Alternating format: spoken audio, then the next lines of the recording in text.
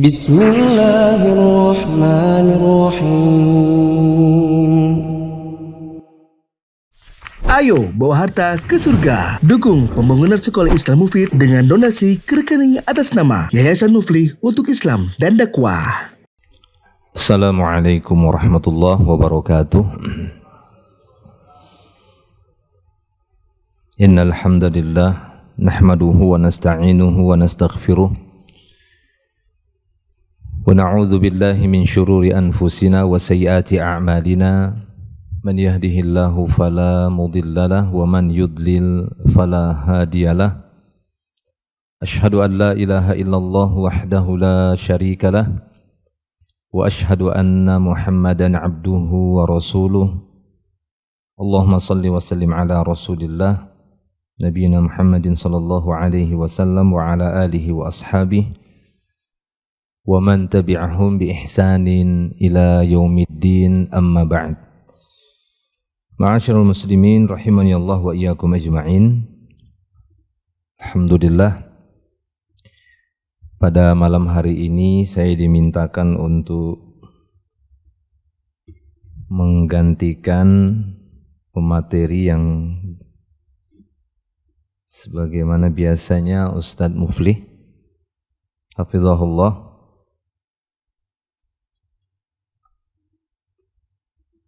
karena beliau ada kebutuhan safar ya mungkin. Betul ya? Saya juga tidak tahu kemana. Tapi dimintakan untuk menggantikan beliau. InsyaAllah katanya pembahasannya itu di pembahasan ta'ziyah. Iya, di pembahasan ta'ziyah. InsyaAllah, iya. Baik.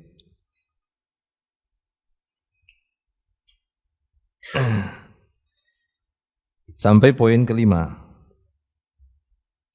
Ya, betul ya. 6.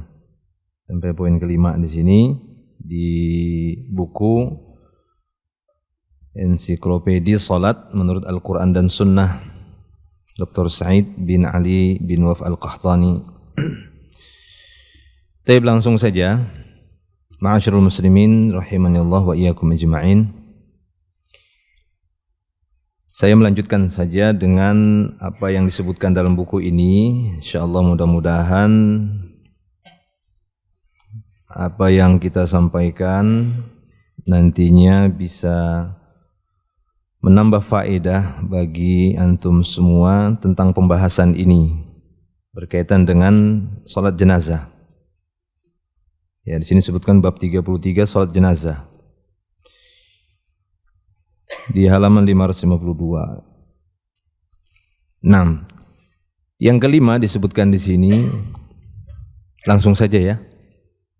Anda juga nggak tahu biasanya gimana. Ya. Terdapat banyak bid'ah dan kemungkaran yang terjadi pada saat bertakziah. Sebelumnya sudah tahu makna ta'ziyah ya, insyaallah sudah tahu secara bahasa al-azza atau azza yu'azzi ta'ziyah. Itu semakna dengan tasliyah ya, salla yusalli tasliyah, bermakna menghibur. Tapi menghiburnya bukan versi bebas. Ya, bukan menghibur. Ya kalau kita bebaskan nanti menghibur, ta'ziyah itu maknanya menghibur. Kemudian dihibur dengan apa? Dihibur dengan elektron kan, hibur dengan nyanyian sebagaimana pesta pernikahan seperti itu, ada nyanyian, ada biduanita ya. Bukan itu yang dimaksud. Ta'ziyah di sini tetap mengikuti koridor syariat. Makanya di sini disebutkan terdapat banyak bid'ah serta kemungkaran yang terjadi pada saat ta'ziyah, yakni ketika menghibur saudara kita sesama Islam yang tertimpa musibah dengan meninggalnya salah seorang keluarga mereka. Ya, karena kita ketahui bahwa Allah Subhanahu wa taala, demikian juga nabinya Nabi sallallahu alaihi wasallam, berusaha mendidik kita semua untuk menerima takdir. Sedih yang berkepanjangan, apalagi diperingati, ya kan? Apalagi diperingati, sedih yang berkepanjangan, ini seakan-akan nggak setuju dengan takdir. Kok diperingatin terus kesedihan? Justru kita diperintahkan untuk sesegera mungkin melupakan kesedihan itu. Karena orang Islam itu diperintahkan dan diajarkan untuk gembira, tapi dengan kegembiraan di atas keimanan. Makanya Nabi SAW tidak mengizinkan ketika ada yang meninggal itu sedihnya terlalu lama, kan 3 hari aja. Nabi SAW memberikan tangguh kepada keluarga Ja'far, ya, untuk bersedih. Demikian juga para wanita yang ditinggal suaminya, masa berkabungnya memang beda, dia lebih lama. Enggak dibiarkan berlama-lama terus lama sekali, sampai yang 100 ke 1000, ya kan, diingat-ingat terus meninggalnya. Nah ini terkesan enggak terima dengan takdir. Ya, maka dari itu terdapat banyak kemungkaran dalam hal takziah juga. Karena tujuan takziah itu adalah untuk menghibur agar saudara kita tersebut bertambah kuat. Ya, bertambah kuat dengan keadaan itu, bertambah kuat kesabarannya, dan tidak ada rasa apapun dengan keputusan Allah Subhanahu wa taala, benar-benar ridha. Sebagaimana lisan mengucapkan raditu billahi rabba. Karena ridha ini kan sudah tingkatan sabar paling tinggi. Keridhaan itu, pokoknya terima apa saja, apapun yang diputuskan oleh Allah Ta'ala, ya udah terima saja.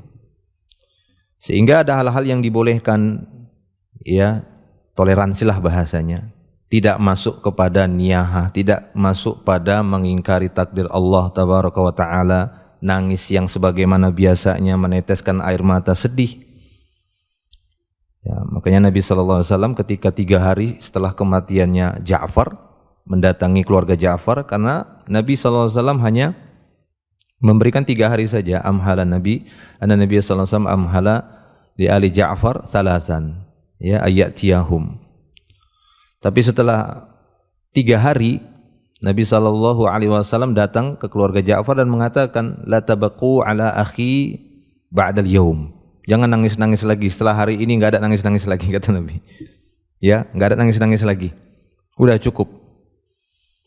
Nah, maka di waktu 3 hari itu sangat diharapkan kita sesama kaum muslimin untuk memberikan hiburan, takziah untuk saudara kita yang tertimpa musibah kematian, ya, ahlul mayyit. Nah, di sini disebutkan bahwa ada beberapa bid'ah atau banyak bid'ah dan kemungkaran saat melakukan takziah itu. Ini ketika ada yang meninggal, maka sesegera mungkin kita untuk menghibur keluarganya, ya, supaya mereka kuat.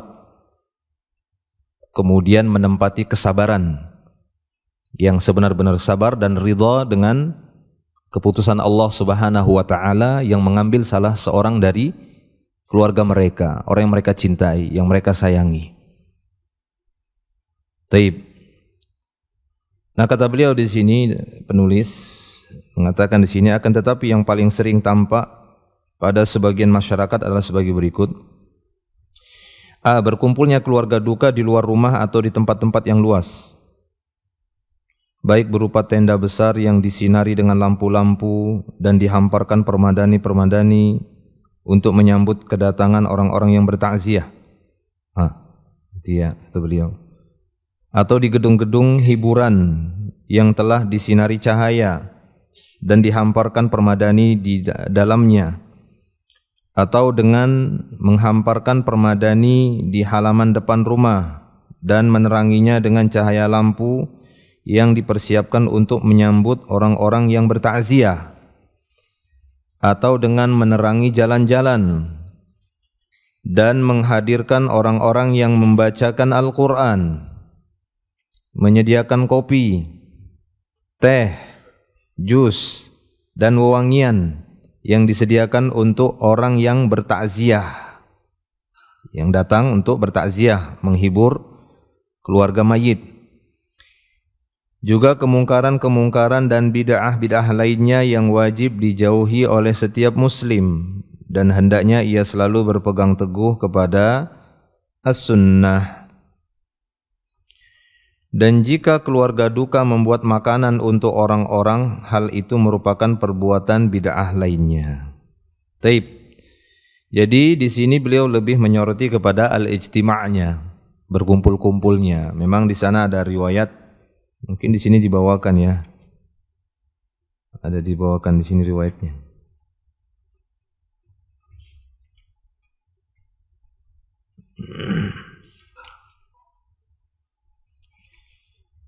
Iya, di sana ada riwayat dari Jabir itu ya. Kalau saya tidak kunna na'uddu al-ijtima' ya ila ahlil mayyit wa sani'at at-ta'am ba'da dafnihi minan niyahah. Fi riwayatin min ahli jahiliyah.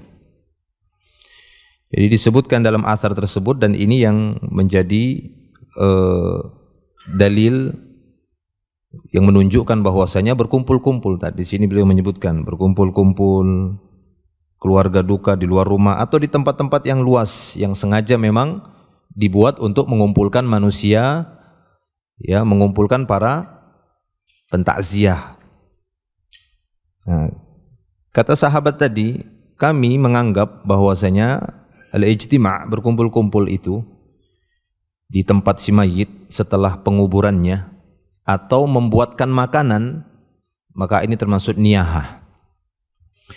Dan niyahah itu perbuatan yang diharamkan di dalam Islam karena termasuk perbuatan ahlu jahiliyah. Ya, ahlu jahiliyah. Kita mungkin pernah dapati bahwasanya wasilah, ya, al-wasail laha ahkamul maqasid. Wasilah padanya itu ada hukum yang dimaksud. Kalau yang dimaksud itu haram, maka wasilah yang bisa mengantarkannya itu juga haram. Makanya Allah mengatakan wala taqrabu zina, jangan dekatin. Jadi segala sesuatu yang bisa mendekatkan kepada zina, belum zina udah haram duluan. Memandang wanita yang tidak halal baginya, ya, maka ini sudah haram duluan, padahal belum zinanya. Ya, begitu juga hal-hal yang bisa mengantarkan kepada niyahah.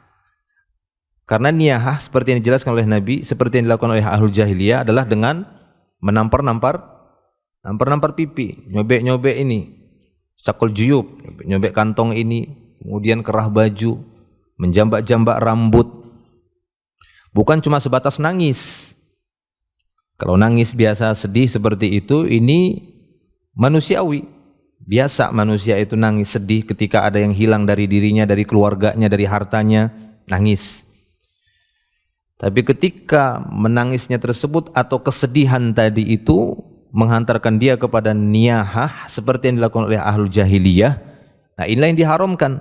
Maka hal yang bisa mengantarkan ke sana itu diharamkan. Di antaranya al-ijtima' tadi, kumpul-kumpul setelah penguburan si mayit. Ya, setelah penguburan si mayit, di keluarga si mayit, kemudian orang-orang datang berkumpul-kumpul saja.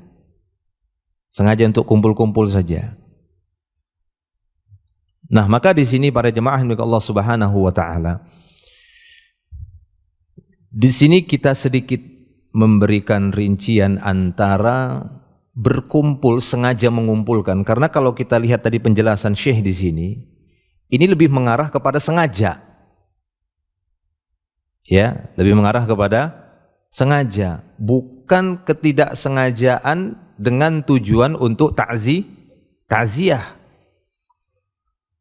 Karena kalau masing-masing orang berniat ingin ta'ziyah, lalu kita katakan secara mutlak berkumpul di keluarga mayit, enggak boleh sama sekali, berarti terhapuslah satu syariat takziah.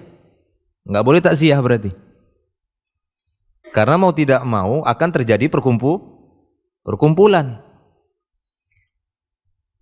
Makanya di sana ada riwayat yang lain disebutkan oleh Imam Bukhari dan Muslim, apa yang dituturkan oleh Aisyah radhiyallahu anha, ya, dari Urwah, dia mengatakan annaha kanat idza matal mayyit min ahliha ijtama'a lidzalikan nisa thumma tafarraqna. Yang diriwayatkan Bukhari dan Muslim. Ini juga dijadikan hujjah oleh sebagian ulama bahwasanya ijtima' yang dilarang oleh sahabat tadi karena itu wasilah kepada niyahah yang sudah diharamkan juga seperti yang kita sebutkan tadi di awal, maka ijtima' yang dimaksud di situ memang ada unsur kesengajaan sengaja buat supaya orang berkumpul situ, dibuat lampu, dihidangkan makanan, kopi, teh, jus. Ya layaknya seperti perkumpulan seperti walimah, seperti acara pesta.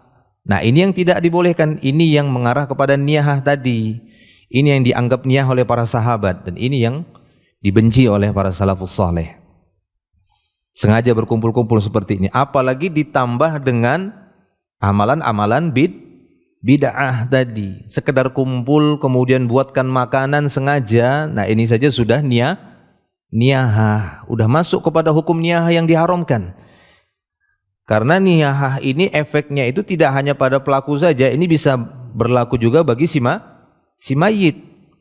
Innal mayyit yu'azzabu fi qabrihi bima niha alaih. Mayit itu disiksa di dalam kuburnya disebabkan perbuatan niyahah yang dilakukan untuknya, ditujukan untuknya. Tersiksa si mayit di dalam kubur. Apalagi kata Syekh Al-Albani, maksud hadis ini apabila si mayit semasa hidupnya memang melestarikan niyahah. Ketika dia meninggal ada yang melakukan niyahah, betul-betul dia nanti mendapatkan siksaan karena semasa hidupnya dia orang yang melestarikan perbuatan niyahah, tidak ada mengingkari. Maka kita harus mengingkari dan menjelaskan ke keluarga kita.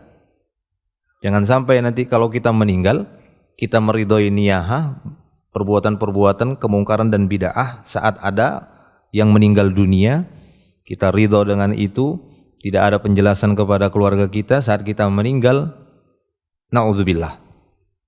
Ya, karena mayit itu bisa disiksa dikarenakan ada perbuatan niyahah orang yang hidup yang ditujukan kepadanya. 6. Jadi al-ijtima' di sini lebih jelasnya, walaupun di sini sebagian ulama di antaranya dari mazhab Syafi'iyah, mazhab Hanabilah mengatakan sekedar kumpul saja sudah terlarang. Sebagian mereka mengatakan itu makruh. Ya, tapi sebagian yang lain dari mazhab Hanafi ya ataupun dari mazhab Maliki mengatakan enggak apa-apa berkumpul selama itu memang berkumpulnya tidak bercampur dengan kemungkaran dan bid'ah kata mereka. Karena itu suatu hal yang enggak bisa dihindarkan. Ketika ada yang meninggal pasti akan terjadi perkumpulan. Ini kurang lebih ketika kita membahas an-na'yu. Sama berkaitan dengan orang meninggal, ada namanya an-na'yu yang itu terlarang tapi didapati Nabi SAW melakukannya. Tapi Nabi melarangnya. Tahu na'yu kan? Memberitakan ya menyampaikan berita kematian. Ya. Menyampaikan berita kematian seperti itu. Nabi melarangnya. Yang dimaksud larangan na'yu tadi adalah dengan na'yu ala jahiliyah, yaitu seorang yang ditugaskan nanti naik ke menara-menara lalu dia mengumumkan si fulan meninggal dunia, kan begitu. Itu yang dilarang. Tapi kalau memberitakannya itu spontan, ketemu temannya, si anu meninggal, iya. Ketemu lagi dia telepon, dia ini si anu meninggal. Ini bukanlah yang termaksud di dalam larangan an-na'yu tadi. Tapi an-na'yu seperti yang dilakukan oleh ahlul jahiliyah. Nah, begitu juga niyahah ini. Ya, ini suatu hal yang tidak bisa dihindari ketika ada yang meninggal, pasti akan terjadi perkumpulan di rumah si mayit itu tadi, di keluarga si mayit tadi. Nah, maka di sini yang terpenting bagi kita adalah mencegah itu dari unsur kesengajaan tadi. Makanya di sini kalau kita melihat beliau menjelaskan ya baik berupa tenda besar yang disinari dengan lampu-lampu, dihamparkan permadani untuk menyambut kedatangan orang-orang yang bertakziah, tidak perlu sampai seperti itu. Ya, tidak perlu memberatkan dan membebani ya ahlul mayit sehingga banyaknya orang ayo cari tenda, kan mengeluarkan harta lagi, cari makanan. cari ini cari itu, padahal aslinya yang disuruh untuk mengeluarkan harta itu adalah orang yang bertakziah kepada keluarga korban tadi, keluarga yang meninggal tadi, ahlul mayyit tadi. Sebagaimana perintah Nabi sallallahu alaihi wasallam kepada orang-orang kaum muslimin untuk membuatkan makanan untuk keluarga Ja'far. Ya, isna'u li ali Ja'far ta'aman. Ya, fa innahu atahum amrun syaghalahum. Buatkanlah makanan untuk keluarga Ja'far. Maksudnya untuk membackup mereka lah bahasa kita. Membackup kebutuhannya, karena mereka sedang disibukkan dengan urusan yang membuat mereka lupa makan, lupa ini, karena kesedihan. Meninggal saudaranya, meninggal keluarganya, sehingga kesedihan itu hendaknya kita ikut juga ya menopangnya ataupun membantu untuk menghilangkan kesedihan tersebut dengan memberikan makanan kepada keluarga yang meninggal tadi, supaya mereka enggak kepikir lagi ini di mana mau beli makanan. Bukan dibebani lagi untuk buat makanan, cari tenda, cari lampu yang besar, cari karpet, cari perbanan untuk ini, untuk itu, untuk menyambut para pentakziah. Tidak perlu sampai seperti itu. Taib. Ya, itu yang dimaksud di sini oleh beliau, Allahu a'lam bishawab. Jadi kalau sekiranya hal itu terjadi perkumpulan, enggak bisa juga kita wah itu jenggot-jenggotan kumpul-kumpul ada yang meninggal, wah bid'ah itu. Ya, karena itu tidak bisa dihindari. Itu sesuatu yang terjadi spontanitas.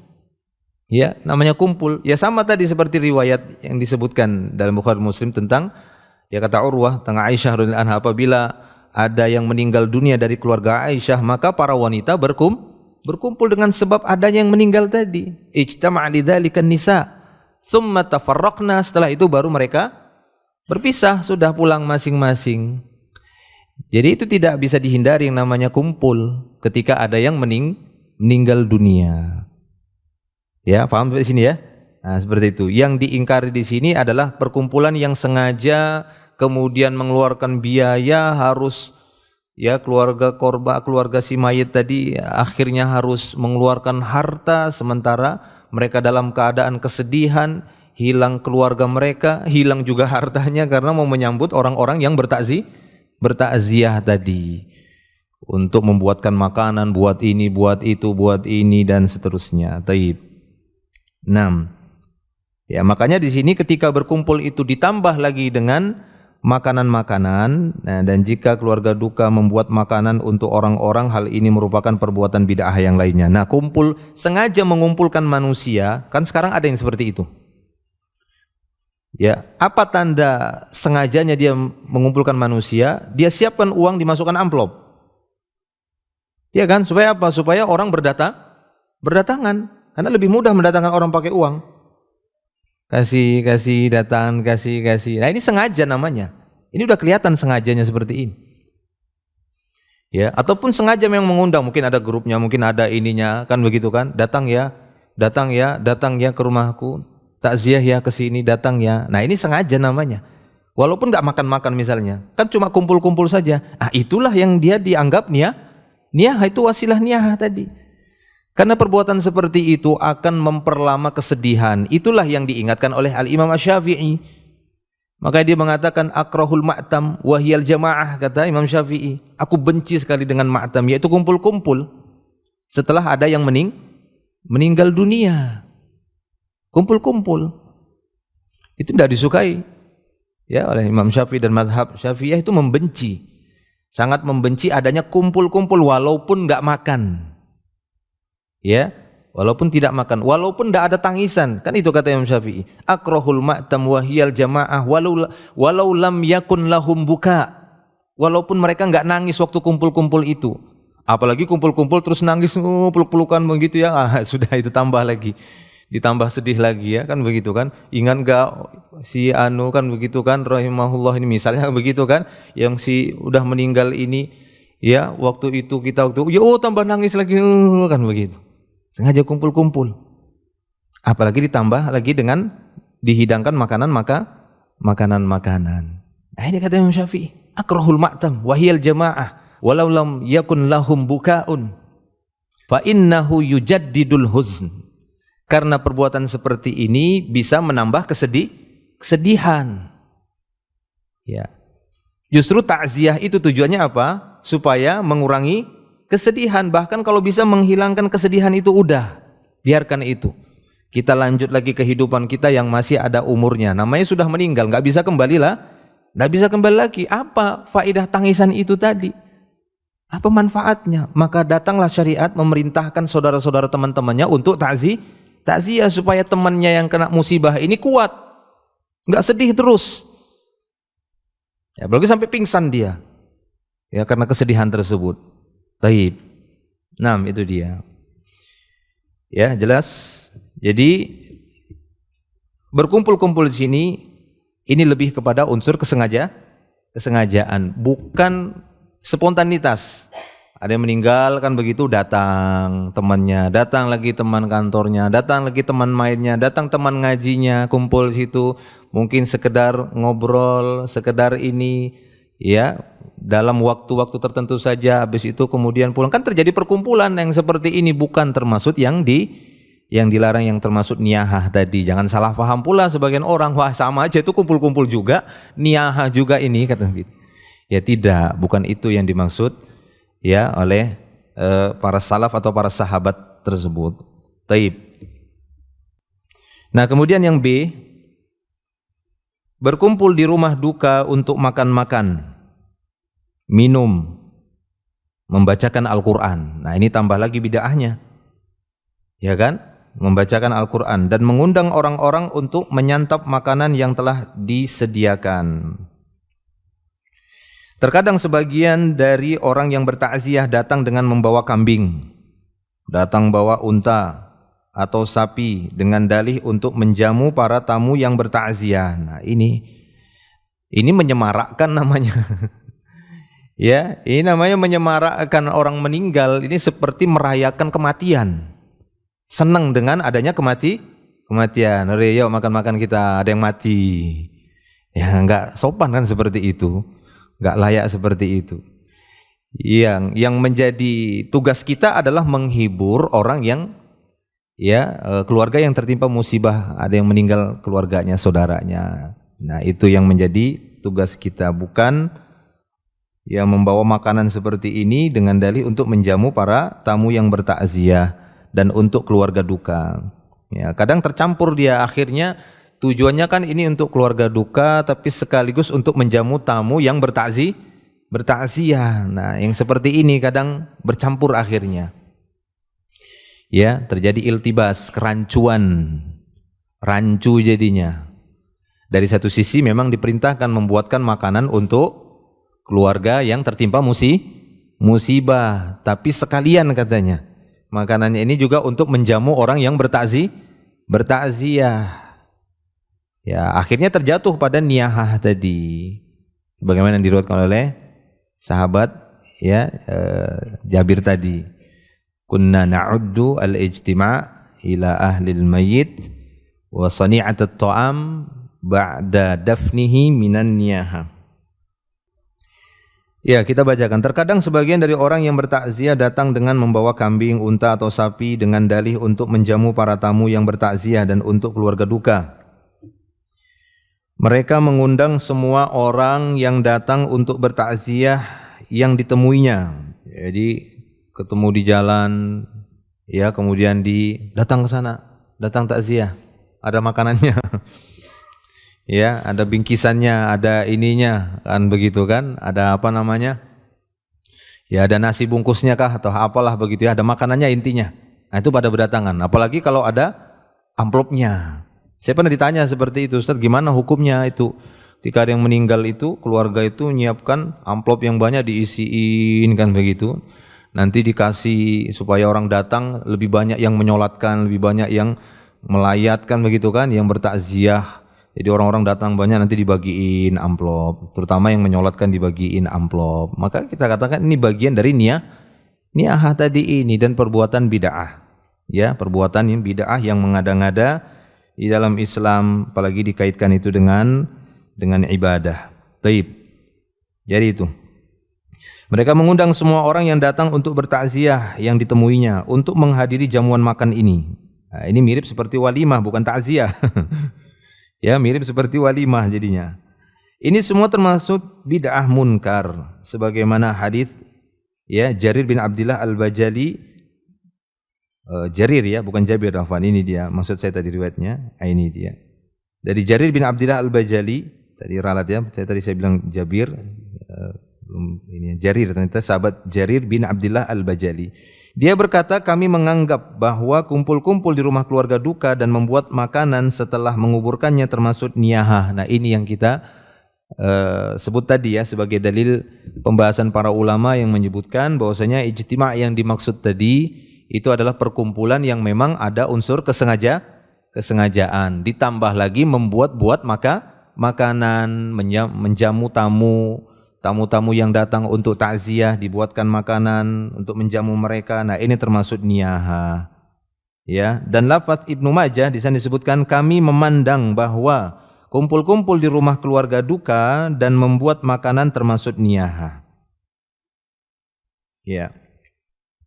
Guru kami Syekh bin Baz berkata, an-niyahah yaitu mengeraskan suara tangisan dan hukumnya adalah haram. Jadi itu. Menangis itu boleh saja. Nabi Muhammad SAW juga menangis ketika ada yang meninggal dunia, meneteskan air mata. Akan tetapi sengaja mengeraskan tangisannya, ya, meneriakkan suaranya ketika nangis, ditambah lagi dengan menjambak rambutnya, ditambah lagi menyobek-nyobek bajunya, menampar-nampar pipinya, guling-guling di tanah, apalagi sampai salto. Ya, kan begitu. Nah, ini semuanya perkara yang diharamkan, mengeraskan suara tangisan. Itu aslinya niyahah. Niyahah itu nangis yang udah berlebihan. Kalau sekedar nangis biasa saja ini enggak apa-apa, itu justru tanda rahmah.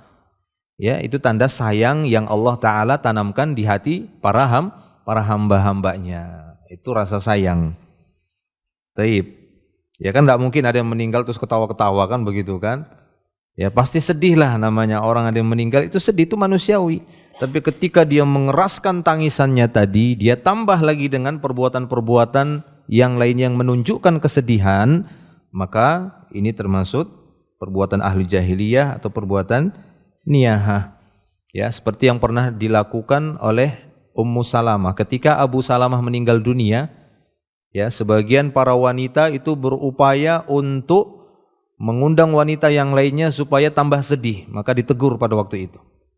Ya, ditegur karena itu perbuatan ahlul jahiliyah. Jadi segala hal yang bisa mendatangkan ya kesedihan bertambah besar, yaitu tadi berkumpul-kumpul, buatkan makanan supaya orang banyak datang, tambah sedih.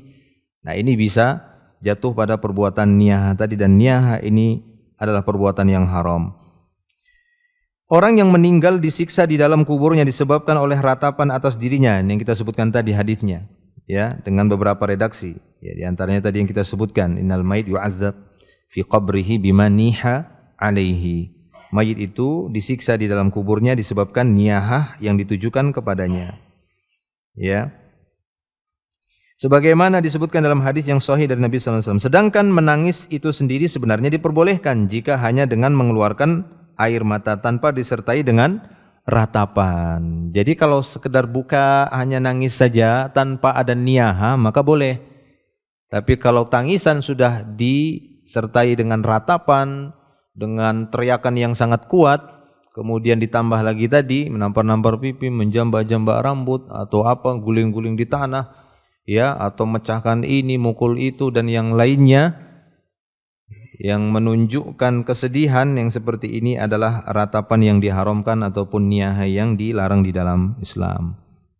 Mengenai ucapan Jarir rahimahullah, yaitu kami menganggap atau kami memandang, As-Sindi berkata hal ini menduduki posisi riwayat ijma' para sahabat ataupun sekurang-kurangnya takrir ketetapan Nabi SAW berdasarkan pendapat kedua sebagai takrir, maka hukum hadis ini adalah marfu' dan berdasarkan kedua asumsi tersebut maka dia adalah hujjah. Jadi ada dua kemungkinan dari pernyataan Jarir tadi. Yang pertama memang ini ijma'nya para sahabat. ya, di mana sahabat yang lain itu tidak ada yang komentar dengan perkataan Jarir, biasa juga disebut dengan ijma' sukuti. Ya, ijma' sukuti itu banyak dari para sahabat. Ya, ada perbuatan sebagian sahabat yang lainnya nggak ada komentar, ini ijma'. Ya, ijma' sukut biasanya. Yaitu ijma' tapi yang lainnya para sahabat diam, seperti dikuburkannya Abu Bakar dan Umar di sebelah kuburan Nabi SAW. Ini ijma'. Jangan protes karena sesat. Protes Abu Bakar dan Umar dikuburkan di samping kuburan Nabi Muhammad SAW, karena ini ijma'. Menyelisihi ijma' itu bisa dolal, bisa sesat. Ya, kenapa? Karena sahabat nggak ada yang komentar pada waktu itu. Sementara sekuat-kuat ijma' adalah ijma'nya para sahabat. Nggak ada yang komentar. Nah, demikian juga ini pernyataan Jarir ini ada dua tadi. Bisa itu dihukumi ijma'nya para sahabat, bisa juga sebagai takrir Nabi sallallahu alaihi wasallam. Ya, pengingkaran Nabi itu ditetapkan. Ya, karena enggak ada yang sengaja. Kan enggak ada yang ketika meninggal ayo kumpul-kumpul kan gitu ya, tidak ada Nabi sallallahu alaihi wasallam. Ya, hanya saja perkumpulan secara spontanitas yang seperti itu, ya memang itu kebiasaan manusia, tapi tidak seperti ala jahiliyah sengaja berkumpul mendatangkan ya perbuatan-perbuatan, membuat perbuatan-perbuatan yang bisa mendatangkan orang untuk berkumpul. Taib. Jadi itu. Sehingga ini bisa menjadi hujjah karena ya pernyataan sahabat tadi itu dihukumi marfu sampai kepada Nabi Muhammad sallallahu alaihi wasallam. Kemudian dia berkata, secara global hal ini atau berkumpul-kumpul di rumah keluarga duka merupakan kebalikan dari hadis yang telah disebutkan, yaitu agar orang-orang membuatkan makanan untuk keluarga duka. Maka berkumpulnya orang-orang di rumah keluarga duka hingga mereka merasa berat untuk membuatkan makanan bagi para tamu adalah kebalikan dari itu semua. Kebanyakan ahli fikih menyebutkan bahwa penerimaan tamu bagi keluarga duka hal itu bertentangan dengan akal, karena sebenarnya penerimaan tamu itu untuk suatu kegembiraan, bukan untuk suatu kesedihan. Namanya untuk kesedihan adalah dia ya, bukan menjamu tamu dengan makanan. Itu justru kegembiraan, bukan kesedihan, bukan menghilangkan kesedihan, tapi itu menyemarakkan kegembiraan, memperbesar rasa gembira dengan istiqbal duyuf, ya, menjamu tamu dengan makanan-makanan. Tapi di sini perlu kita perhatikan juga bahwa tadi kita sudah sebutkan bagaimana ya ijtima' atau berkumpul-kumpul tersebut yang sifatnya itu spontanitas, maka bukan ini yang kita maksud dalam larangan tersebut yang dia masuk kepada niyahah tadi. Demikian juga ketika adanya makanan. Tidak semua makanan, walaupun para ulama mengatakan dibencinya ya itu tadi ya mengkonsumsi makanan yang memang sengaja dibuat untuk menyambut tamu, menyambut para pentakziah. Ini dibenci untuk dikonsumsi. Makan-makan seperti itu. Karena ini akan memberatkan ya keluarga duka yang seperti itu. Ya, namun kita tidak pungkiri bahwasanya di sana itu terkadang ada makanan-makanan itu yang itu bukan dari keluarga si mayit kan begitu ya, bukan dari keluarga si mayit. Mungkin dibawa temannya, untuk temannya kan gitu kan, dibawa gitu kan, mau sama-sama takziah, kamu mau kue, mau ini. Ya kan begitu kan, ini mau kue, kebetulan saya bawa kue ini, nah mau kue, mau ini untuk temannya. Ya, maka yang seperti ini tidak bisa kita katakan langsung ini adalah makanan yang sengaja dibuatkan untuk takziah tadi, ya, untuk takziah tadi. Taib. Nah, kadang kan ada seperti itu. Saya pernah dapat seperti itu, dia membawa makanan bukan untuk ini ya, bukan untuk dihidangkan di situ, tapi untuk teman-temannya yang jauh. Demikian juga sebagian ulama mengatakan bahwasanya untuk orang-orang yang dari jauh, ini tidak termasuk dalam ya, misalnya keluarga menyambut, ada keluarganya dari luar kota yang datang ke sana lalu mereka buatkan makanan, maka ini bukan termasuk pada larangan tadi. Ya, ketika keluarga duka membuatkan makanan untuk orang yang dari jauh, dari keluarga yang jauh. Kadang kan seperti itu keadaannya. Ada yang meninggal, ya, kemudian dari luar kota datang, dari keluarga-keluarganya yang dari luar provinsi itu sampai datang ke situ, lalu mereka menyambutnya dengan makanan, maka ini tidaklah mengapa. Wallahu a'lam bishawab. Ya. Taib. Akan tapi kalau mereka yang buatkan sengaja untuk pentakziah tadi secara umum, maka ini yang dimaksud dalam larangan tersebut. Guru kami Syekh bin Baz berkata, berkumpul di rumah duka untuk makan-makan, minum dan membaca Al-Quran adalah perbuatan bid'ah. Dan sesungguhnya tujuan mendatangi keluarga duka tak lain adalah untuk takziah, menghiburnya, mendoakan mereka serta mendoakan semoga jenazah tersebut mendapatkan rahmat dari Allah Subhanahu wa taala. Jadi itu tujuannya takziah. Takziah itu adalah menghibur, kita datang lalu mengucapkan kalimat-kalimat yang bisa menguatkan hatinya, menguatkan kesabarannya. Ya, bukan buatkan makanan, buat acara makan-makan di keluarga duka tersebut, di rumah keluarga duka tersebut. Sementara berkumpulnya mereka untuk mendirikan ma'tam dengan membaca bacaan tertentu, doa-doa khusus atau yang lainnya. Seandainya hal itu merupakan suatu kebaikan, pastilah para salafus saleh telah mendahului kita dalam mengerjakan hal tersebut. Rasulullah sallallahu alaihi wasallam sendiri tidak pernah melakukannya. Ya, memang tidak pernah didapati di masa Nabi sallallahu alaihi wasallam. Ya, kemudian kita dapati Nabi SAW beserta para sahabatnya ada yang meninggal, ya kumpul-kumpul, buatkan makanan, kita makan bareng di sini, kan tidak ada seperti itu. Kalaulah itu baik, maka mereka yang lebih dahulu melakukan perbuatan tersebut. Ja'far bin Abi Thalib, Abdullah bin Rawahah dan Zaid bin Harithah terbunuh dalam perang Mu'tah. Lalu datang wahyu kepada Nabi SAW, ya, berita mengenai kematian tersebut. Beliau pun mengabarkan berita kematian mereka kepada para sahabat. Nah, ini mengabarkan berita kematian selama itu tidak menyerupai ya ala jahiliyah dalam mengabarkan berita kematian, maka tidak mengapa. Ya. Dan mengabarkan juga kepada keluarganya masing-masing. Beliau juga mengikhlaskan dan mendoakan mereka, namun beliau tidak mendirikan maktam untuk mereka. Maktam itu ini ya, untuk tempat kumpul-kumpul. Ya, tempat kumpul-kumpul dalam rangka untuk takziah. Demikian pula dengan para sahabat setelah Nabi sallallahu alaihi wasallam, mereka tidak pernah melakukan sedikit pun hal tersebut. Abu Bakar telah meninggal dunia, namun mereka tidak pernah mendirikan maktam baginya. Umar terbunuh, namun mereka tidak mendirikan maktam untuknya. Ya. Dan mereka tidak mengumpulkan orang-orang untuk membaca Al-Quran. Setelah itu Utsman dan Ali terbunuh, namun para sahabat tidak pernah melakukan apapun dari hal-hal tersebut. Ya, jadi sahabat-sahabat terbaik ketika meninggal dunia, Abu Bakar meninggal dunia, ya Umar, Utsman, Ali, tidak kita dapati sahabat-sahabat yang lain setelah meninggalnya sahabat-sahabat yang mulia tadi atau setelah Nabi sallallahu alaihi wasallam wafat, kemudian mereka melakukan maktam tadi, yaitu kata Imam Syafi'i tadi ya, akrahul maktam wahiyal jamaah. Aku membenci maktam tadi, yaitu kumpul-kumpul berjamaah seperti itu, kumpul-kumpul sengaja mengumpulkan manusia. Nah, itu tidak ada kita dapati dari para sahabat.